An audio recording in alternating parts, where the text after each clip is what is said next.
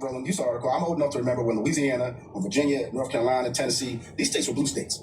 And all of a sudden, why did we take why did we remove those infrastructures there? Why did we remove the political powers there, the black politicals? Why did we remove them out of there, right? And we're wondering, like, how do we get it back? Certainly, this is the same thing, not only with black men, but the question, honestly, look, and then this is my expertise is black men, but the other subgroups that are now leaving the party, you have to give us a reason to vote for you. We're just not coming because we're Democrats or Republicans. The world has changed so much. And if we haven't learned anything from COVID, is that the world has changed so much, even more so politically. So why haven't we adjusted? To me, that's the biggest problem. Let me also add this. I'm going to add this before I go to my panel with their questions. And again, it's going to step on some toes, and I really don't care because I'm used to that. There are a lot of black men who are also angry at Democrats because of black girl magic. There it is. Told you. There it is. I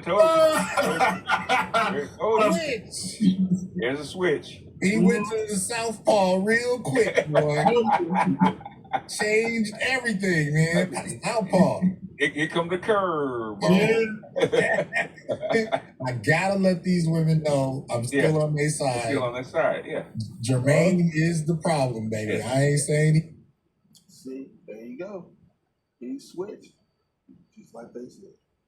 Yeah, he's the problem. I feel you, but he is the problem. I get you. So black men's shift in voting, voting strategy is fundamentally boiled down to they're jealous of black girl magic. Yes. Yeah, that isn't the most dismissive way of, instead of actually grappling with the arguments that so many black men are making, especially in this space. Your response is to dismiss all of it with a superficial overlay that is going to be feel good for any of the sisters listening to that. Yes. Yeah, of course. I mean, Doc, we in the pro-black space, and we know how the pro-black space runs, right? Okay. And if you want to make money pro-black space, you got to keep women happy. You're going to have to do that switch at some point because they're looking for it. Okay. Man. I won't be in the pro-black space then. It ain't for the faint of heart. Let's put it that way. I am James.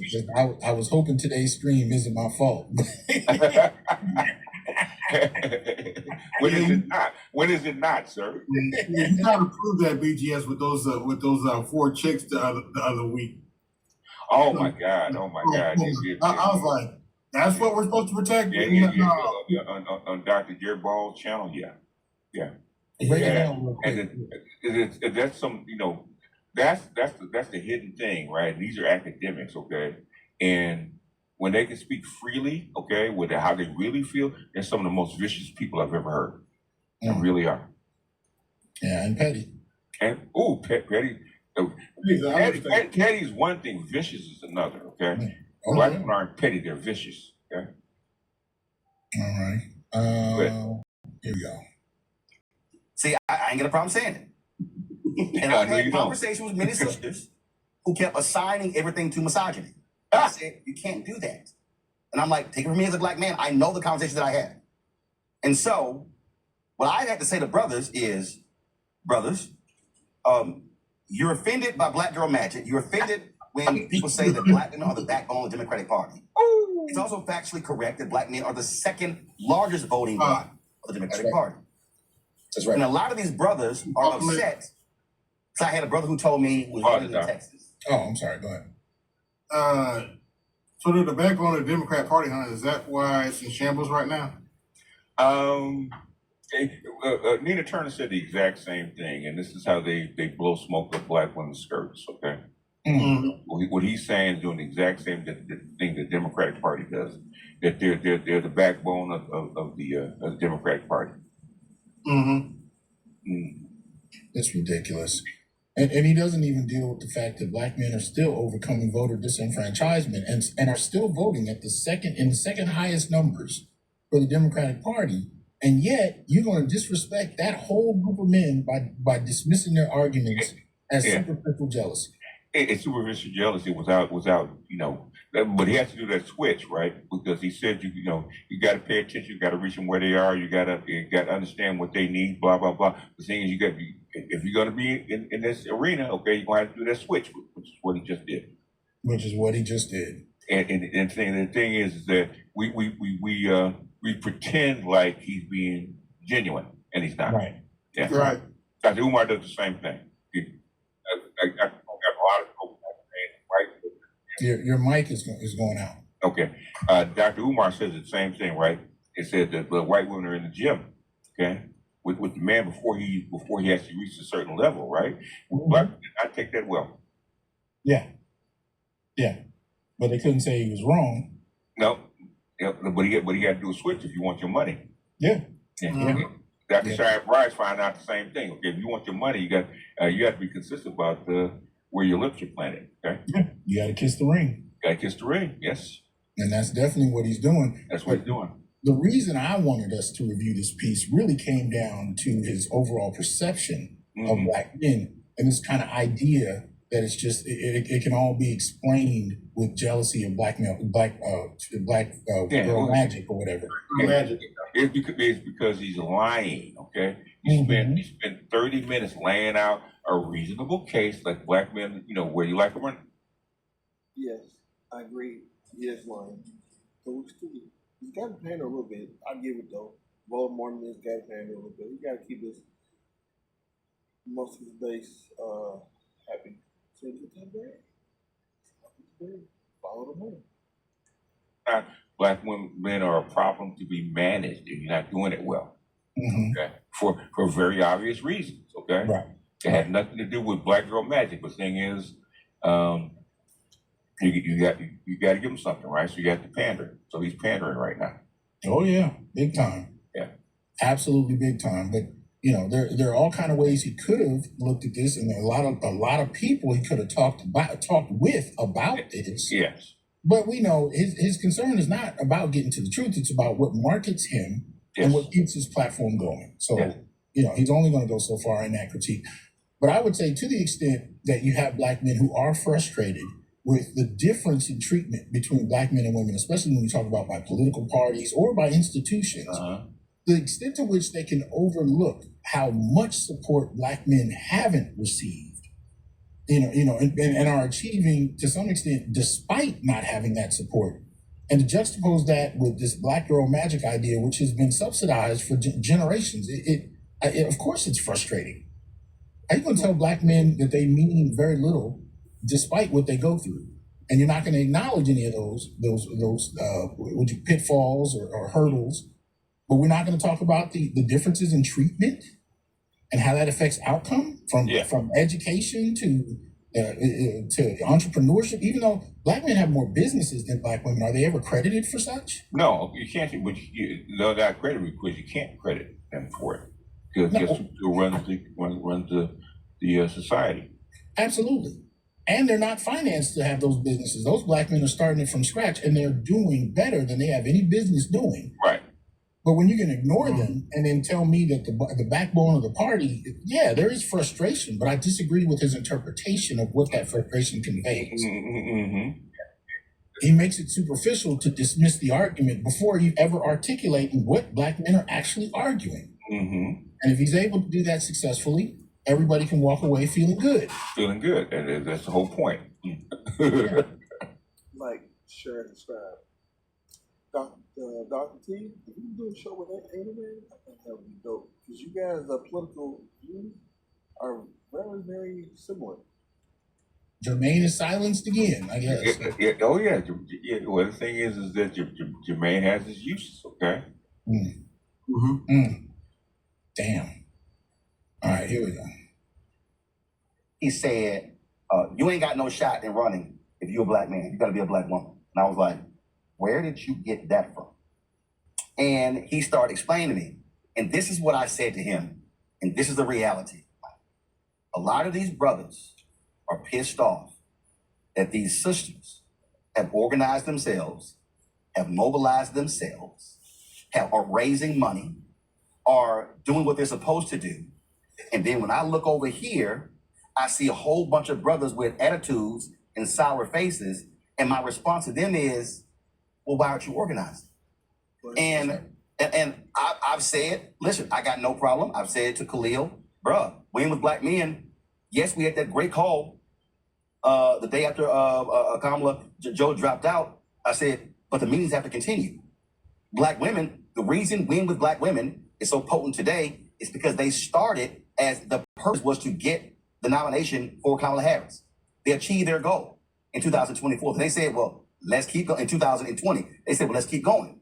And the problem that I see with black men, and Michael, I've told this to many black men, stop bitching that sisters have organized and mobilized, and you got to do it yourself. And if we really want to be honest, Michael, and I'm about to step on some serious toes, the reason many of these brothers don't want to organize and mobilize, because historically, when it came to organizing and mobilizing, it was the sisters who were doing the planning.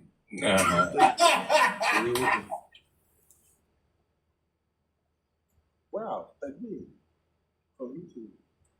You know where he gets that from? Mm. Simone Sanders gave a commencement speech at Spelman about 2 years ago. Right out of exactly what she said. She reframed the whole civil rights movement that it was sisters actually organizing marches and organizing protests and organizing writing laws and protesting in legal fields for the civil rights laws. Okay, and they were the organizers. They were the backbone. They were the push. That's what it framed it. So he's repeating what she said. So this is the current black girl magic that rewrites history. That black women have always been the organizers, and black women have always been the so-called the wind beneath the wings of the black community. And it disrupts and dismisses the entire history of black men in politics. No, yeah, it rewrites it, not dismiss. Yeah, but what about Martin Luther King dying? All the black men that actually died to get that bill passed, like King, Malcolm X, Mario, all of that. This is rewrites it completely. As if we've never had a presence, we've never done anything, and we're still not. Exactly. Like Dr. King and Malcolm don't exist, okay. What'd you say? Like Dr. King and Malcolm X don't exist. Well, there's a whole tradition to it. Yeah, they were saying what they're saying is Dr. King and Malcolm X were the face, and it was actually black women that were unacknowledged in the background doing it. That's what they're trying to say. This is wow. This is just. I found that to be just mind blowing. How he could, rewrite, to just take that pen out and rewrite over this entire history and leave it at where he left it, and no pushback. Or at least, I haven't watched the whole thing, so we'll see if Homeboy offers an alternative. But I'm simply observing. But anyway. I didn't hear you. He won't. No. Yeah, but this was at the crux of it. What I wanted to hear BGS's response to his rewriting, as you put it, yes, of black male political involvement and his perceptions about where black men stand now, and thus his interpretation of black men's participation or lack thereof by his assessment, based on his perception of us in general. So I just found that I found that highly problematic, and of course, this is something that is going to get him a lot of likes and claps and pats on the head from black women. Yeah. I mean, if effectively any type of worship that you extend to them is going to be received well. I just tell people, just be careful. They eat their mascots too. But go ahead. Yeah, that's true. Dale was able about a month ago when he came out talking about black men's mental health. Who was that? Randland Martin. Dale came from. Oh yeah. When he was talking about black mental health, yeah, absolutely. With Fairfax. Yeah, Fairfax. Yeah, they attacked him, and he was scared as shit because that's his base. I don't want to lose my base. If they're mad at me, I got to figure out how to clean it up. Yeah. So, anyway, here we go. I'm just gonna call it what it is. Roland, I can't listen. I won't disagree with you. I would tell you that some of my biggest mentors and some of my folks that I revere in this game are Black women. I can go from Shabana Sumter, I can go to Judith Finellis, I can go on and on. I mean, the names that can speak ad nauseum. Regina Thomas, my mother, Kelly Ledette. And even look at the civil rights movement. They were the ones who were really organizing. They were writing the letters. They were, providing a place, providing a place to stay. They were making the food. They were really, they're the pillars in the Black church, right? And so we look at that and we do get upset. The reality is, brothers have not put our Did you ask me to pause it? Yes. Go ahead. I can literally confirm that he's wrong about that because the guy that baptized me actually had Dr. King stay with him. Okay. Back in the day. Mm-hmm.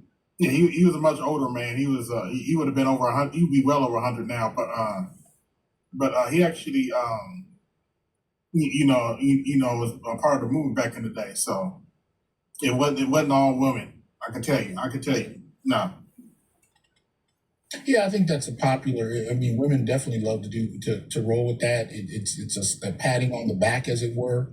But I think what's been happening alongside that is this kind of subtle dismissing of Black men and the political history of struggle that Black men have participated in. I don't care if you're talking about uprisings on plantations, all the way to political formations and mobilizations. This subtle dismissal and flushing of that history to adore Black women in that position, and in a manner that bolsters these men's opportunities, bolsters their positions with Black women. Hopefully, as far as they're concerned, increases their funding and subsidization. Like, all of that is playing into this for me, in a way that I think is a problem. But anyway, here we go. Egos to the side. And I am not ashamed to say, in particular where Black men vote, some of the backbone and a lot of our brass comes from Black women that work alongside us and Black women that work internally with us. So I'm not ashamed to say that. They do an amazing job. And it's not to say that we can't recruit brothers to do that. I will say this, Ron. There is a gap, at least that I've seen in the last 12 to 14 years. There is a gap from, I would say, Black women operatives to Black male operatives. I remember in 2014 when I was a field director for Congressman Esty in CT5. I sat in a room. We had a GOTV training for all the frontline races. There were about 64 frontline races that year. We were trying to retain the House. And Roland, I was one of 2 Black men in that room. One of 5 Black folk in that room. So that also goes to the structural and says, that doesn't show up in the autopsy. And that doesn't, and it probably wouldn't show up in the autopsy. And that's a whole nother conversation how certain parties have alienated Black political principles, and yet that's why they've gone on to do other things. But here's the deal. But here's the deal. I'll never forget, after the 2016 election, when Hillary lost, it was a group of Black women, I'll find an article, who wrote a letter and demanded a meeting with Tom Perez. I sat there and I said, that's what you're supposed to do. Guess who did not do that? Black men. In 2020, I remember it vividly. There were a group of Black men on the text chain who were trying to do the same thing to send to the DNC after the 2020 election. The letter never got sent. I got the text messages. I remember the conversation. And so what I am saying to brothers in Chicago, Houston, in Memphis, in Tallahassee, Miami, in Jackson, in Charlotte, all over, if you want more out of politics, what you can't do is go, ain't nobody talking to me, ain't nobody call me, ain't nobody ask me. What you got to do is align with Women Black Men, your organization, Mondale Robinson's organization, or start your own locally. But it ain't going to happen if Black men are not organized and mobilized. BGS, man. Yeah. Speak to this, please. Any thoughts?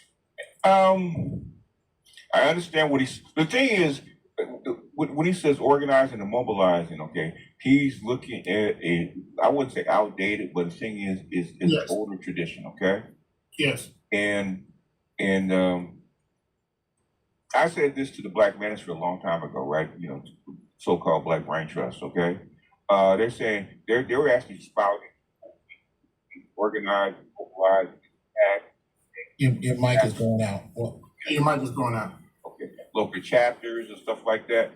And And I said, okay, we have to use the techniques and have to use the equipment and have to use the methods that we have now.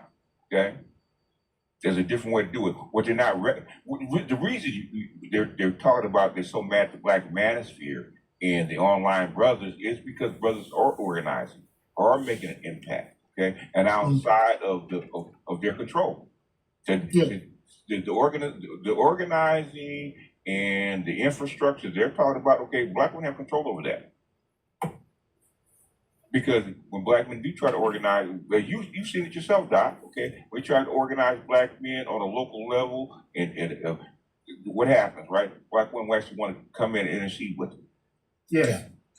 Yeah, because I noticed when he was talking about petitions, I noticed he didn't bring up My Brother's Keeper. Yes. Where Black women did organize a petition to either include themselves or shut it down. Yeah. And were successful in submitting the letter, as it were. Yeah. And many Black men either signed it or didn't respond in any kind of major way. Right. Even though there was already a White House Council for Women and Girls. Yes.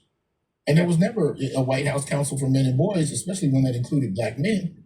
Mm-hmm. You know, but I noticed he didn't include that in that conversation. But more than that, I think a lot of this is also tied to some other institutions he's not bringing into this. See, he's making this about Black men throwing a pity party. Nobody wants to work with them, so they're going to sit and, this childish interpretation. Mm-hmm. But I think what he's not including is that there has been, in my assessment, a withdrawing of what little support Black men have gotten historically, taking place across institutions. If you look at education, for example, right. We talk about Black men moving to STEM, which I do think is happening. But I think what preceded that was a withdrawal in support and resources for Black men, and Black men finding their own way. Right. I think the shift to the trades, wasn't just that Black men woke up one day and said, let's stop going to college. I think more than that happened.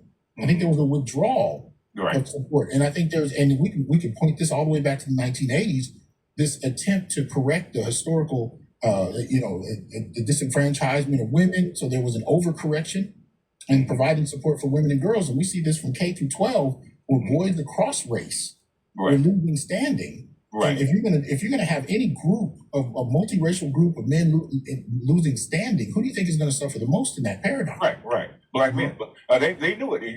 I read the book more than Title IX. They knew that Black boys were going to be left out and at the bottom. Yes. And what they were saying, they had even in that book, they said you have to make a special effort.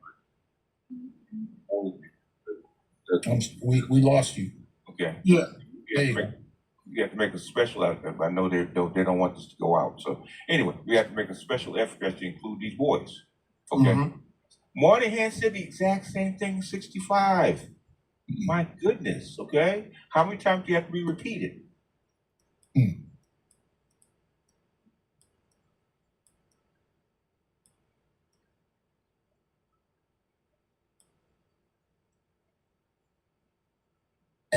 We've recently found that there's a new History Month, right? So you have Black History Month, you have Women's History Month, and then Black women have also kind of turned April into Black Women's History Month. Of course. So if you're standing on any college campus with Black folk, you got 3 months of Black female adulation going on because Black women have effectively colonized Black History Month anyway. Yes.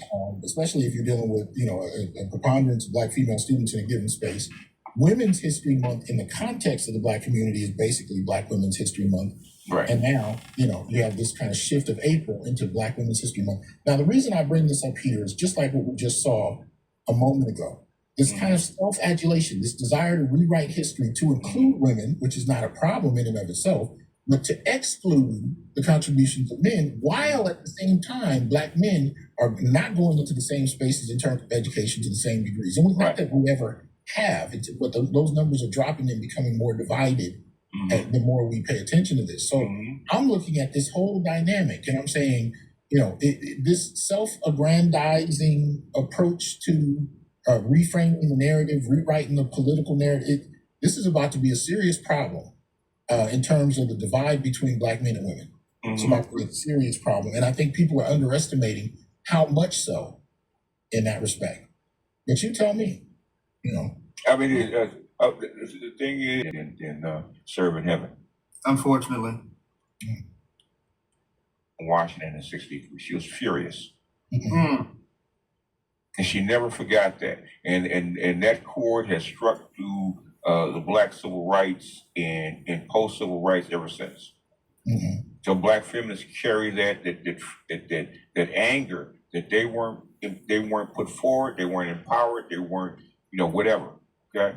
Mm-hmm. Not saying they didn't do some work, but the thing is, now the thing is, their thing is, we're gonna shut you out just like we think you shut us out. Right. And it's like, okay, do that to the community's political peril, but all right. Yeah. Look at that. At some point, black women they'd rather rule in ashes than serve in heaven. Unfortunately. Mm-hmm. All right, here we go. Mm-hmm. Well, let me take a page, if I may. Let me just take a page at Kenny Davis. He's a board member of ours. We had a meeting, and one of the things he said, and I'll say this, he said, folks need to start their own organization. We ain't got time to reboot shit. We ain't got time to live. We just don't have time for that. Right? We live on the clock. We are on borrowed time. And I will say, if you want to get something done, you better find you a badass system. And I think about all the Here we go. God damn it. There we go. There we go. The fucking pandering is sickening, man. Yeah. Good God. Davis Prince, who we want to get things done, move things along, and leaders of color. I mean, she can move things overnight. And so I say this. There we go. She used to say all the time to us when we ended our calls, nobody is coming to save us. Right. Black men, nobody is coming to save us. You mentioned Khalil, you mentioned Mandela, John Thompson. I throw him in there in Georgia, who's doing a phenomenal job down there, right? And so we've got to align with our groups. There is no beef with our groups, and we all have similar missions, but our job is to get black men over the finish line. Our job is to teach black men how to advocate, because I want to remind you on this show, Roland, and I remind everybody else, just like I did at this conference today, black men are the last persuadable base left. So when we come out here and we spout dumb shit to 18 to 45-year-old black men that has no merit, makes no sense, that's when we get in trouble. And that's when we do these things as Dems. And that's the thing that we usually do as Dems when we get a layup, is we block our own shot. Well, that's why I was critical when Obama made that comment about why black men were not supporting Kamala Harris. I'm sorry, he was just wrong. He got lots of pushback. Absolutely. And I was told that he called several brothers. He ain't call me. They ain't gonna never call me.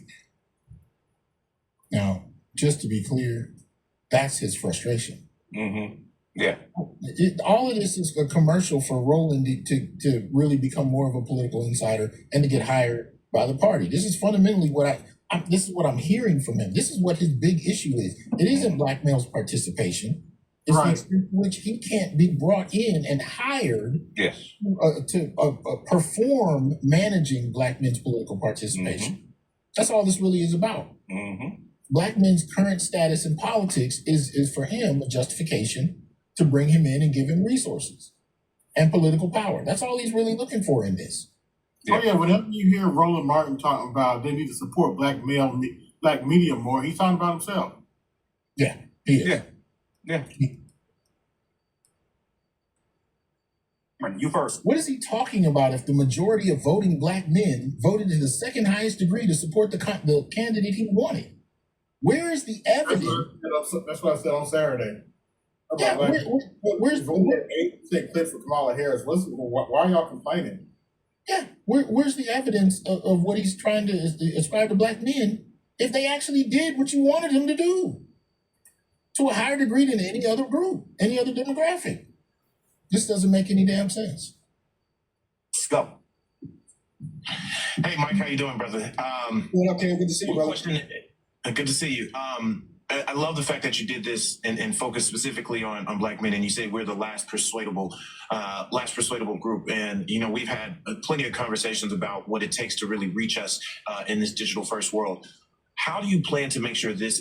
You're a national organization, and then you, Mondale, a few others, Black Male Initiative. There's some really big national black male organizations, but we need to make sure at a grassroots level that a lot of this information really gets to these local state legislature candidates. I think so much is going to be spent and sent and focused on the Senate races, the congressional races, maybe a few governor races. But we're getting decimated in these state legislatures, and they really need to be able, local Democrats and local parties, whether they're black, white, or whatever, need to be able to talk to black men in their local areas. How do you plan to make sure you get this information up and down and throughout, up and down the ballot?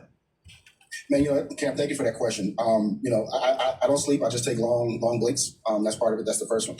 The second part is working with great people. I know Roland talked about Black women, working with great people like Crystal Spann, South Carolina Democratic Party Executive Director, and leaning on her help, leaning on her institutional knowledge on how to connect me to other folks.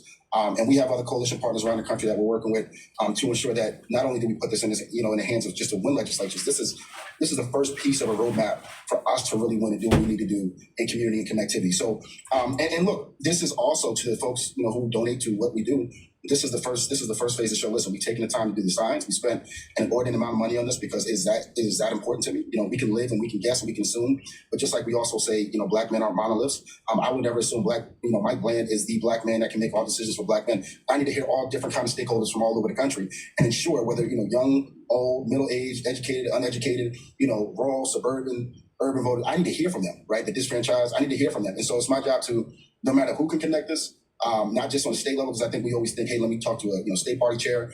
I'm looking for young, young mentor group, young groups that do mentoring, young groups that are really, really in the community and really, really rooted in supporting young Black men. I'm talking about AYF, AAU coaches, travel baseball teams. These are the folks that we're trying to communicate with to get this message to and express not only the importance of voting, but what's at stake in selection. And working with you, Cam. So I got to raise more money so you can help us. Nicole. Yeah, I thought this study was incredibly insightful. And I want the viewers to remember that this is not about Black men versus Black women. This is not a competition. This is about Black people versus the white power structure. No. Roland framed it as Black men versus Black women and suggested that Black men were failing. Yep. So, so if you want to correct it, don't correct the audience's interpretation of what Roland set up. Correct how Roland framed the show. But go ahead. Yeah. And so for the Black women campaign managers, leaders, organizers that are watching this tonight, what are some key things that they should take away from this study so that they can support Black men getting involved and getting to the polls? Don't let the DC consulting class tell you that your only key groups is this XA group. Really push them on to find the statistical data that makes a difference. I think about Virginia 4. Virginia 4 is a district where, if you all remember, the congressional representative said, in reference to Hakeem Jeffries, she laughed, yeah, I agree about his cotton picking hands. That's a district that we can flip. That's not on a lot of folks' radar.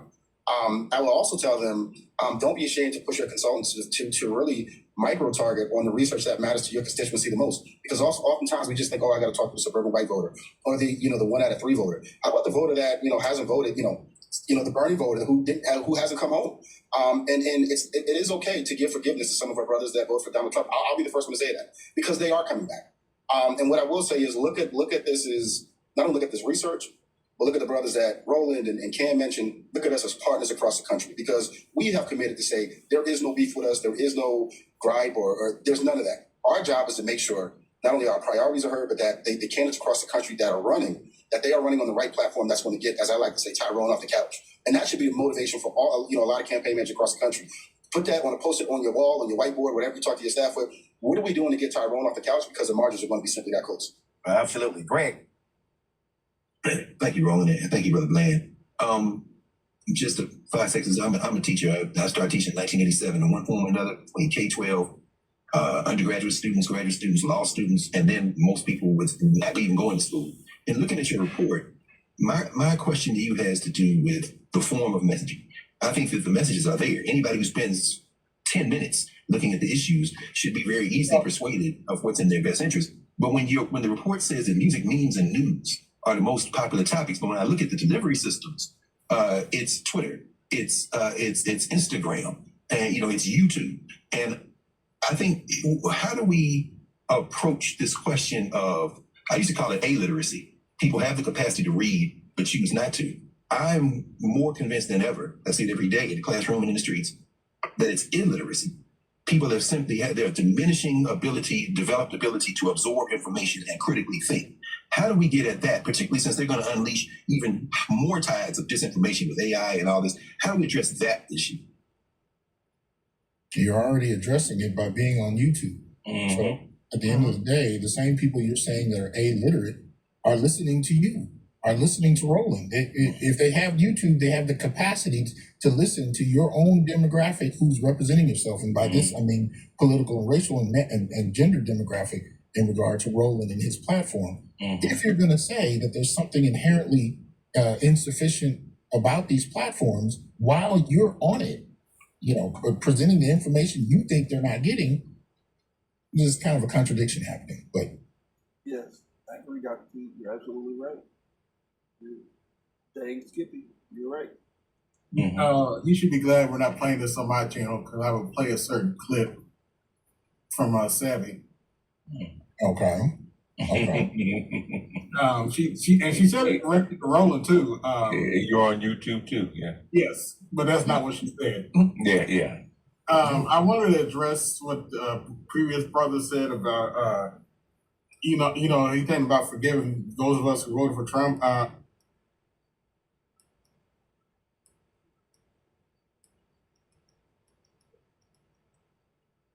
Thank you. All right, hold on. Okay, all right. So we lost him. We're gonna get him right back. Something happened with our link there, so we're gonna reset that question. For folks listening, this is what I just really believe. So need y'all listen to where you are. There's no greater group or no greater person to reach when it comes to your black male group than your concentric circle. If you are a black man watching this show right now, and this applies to black women, this applies to white men, applies to any group, but I'm specifically saying you're a black man. Let me know when y'all got Michael Bland back. If you're a black man, you're watching the show right now, what you should say is, who are the black men in my group? The 4, the 6, 8, 10, 15, 20. So now let me then say, all right, I need to ask each one of these brothers in my group, did you vote in the last election? If the answer is yes, great. If the answer is no, are you registered? If the answer is no to voting and no to registering, now you got to say why. Now you have to actually drive a conversation. This is akin to somebody saying, Pastor, if you could just talk to this brother at my job, and the pastor say, I don't work there. You work there. You should be talking to that brother at your job and say, come to church with me. That means that you have to be a witness. See, part of this is waiting on an external force from on high to essentially walk into my city, walk into my neighborhood, come down my block, walk down my street, knock on my door, walk in my house, sit in the living room, hold my hand, and walk me through. No, you, to that brother watching, you can actually create your own little cell of 4, 5, 8, 10, 15, 20, 30, 50, whatever the number is, and say, I'm doing my part. We got Michael Bland back. His depiction of black men is horrible, it's pathetic, and it's embarrassing. It's predicated on the idea that black men are ignorant, are stupid, and incapable, which is a long-standing stereotype that has been going back for generations, that black feminists have doubled down on and have been using for years now. And in order to cater to black women, I see him investing in it. And it's I find it just it's sickening. So this is how we have to be thinking. Like, share, subscribe. You want to watch the rest of the video? Check out Dr. T's Dog Justice channel. Up there. Check out the rest of the video. Thank you.